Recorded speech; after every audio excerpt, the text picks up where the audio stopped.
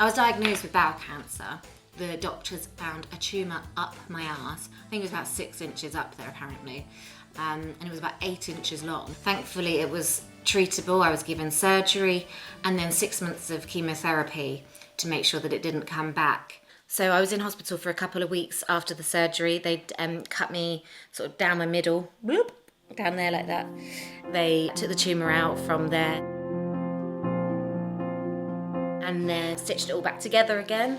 And I got over that, convalesced. So I was up, out, walking, looking and feeling fab. And then when I was fitter, I started the chemo. I'm here today at UCLH. It's my 7th cycle of chemotherapy. You're too tall. Chemotherapy is amazing. It saves lives, it's miraculous, it's really clever. They tailor it to you. It is also kind of boring. So what I decided to do was bring along loads of funny people into the chemo ward to keep me company while I was being given drugs. Are you less afraid of things now? Yeah, I'm so offensive right now. I once tried to go on eBay to buy a ultrasound. Is that natural? Are you coming on to me? I think there's something about being in that setting, like a healthcare setting where everyone around you is on a drip, but somehow it's surrounded by hope and goodwill and good nature. It brings out the best in people, weirdly. The guests that I had come along were just so honest and open and told me things I don't think they would ever tell me in other circumstances. Because I thought I was having early onset dementia. And I literally just fell over and I fell on my head. Dara O'Brien told me how he had a piece of his leg in a jar. Phil Wang talked about how he wanted to die. I'm like on a stake and I'm tied to this huge fire rope and I'm like, hi everyone, and they're like holding candles. You MC your own death. Judge Rob Rinder just complained about my dress sense.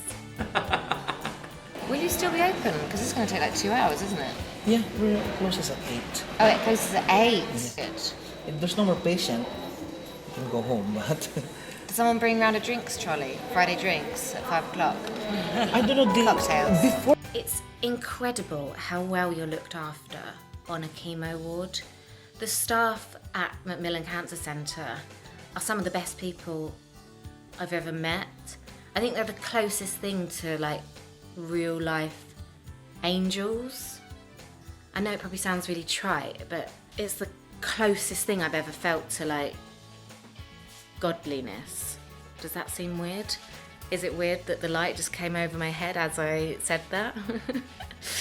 I certainly have had people around me very, very close to me who have been through the very experience of cancer. A few people in my life who had a similar kind of narrative to you.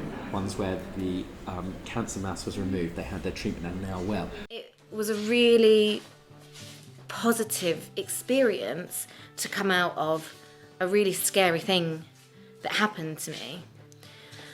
Thankfully, at this point, I think we're looking like I'm cancer-free. The surgery removed the cancer entirely. The chemo was just to make sure it didn't come back. There was no sort of guarantees it wouldn't, but at this point there has been no signs on my scans that it has come back.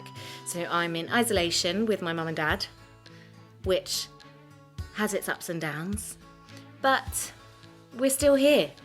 We're still fighting. And we're still editing the Chemo Chat Show. So I really hope you're enjoying it, because I'm enjoying putting it together. I better plug myself in. Shouldn't we sort of name... What do you want to call my drip stand? I feel like it should be named after one of life's drips. Like Rob Rinder.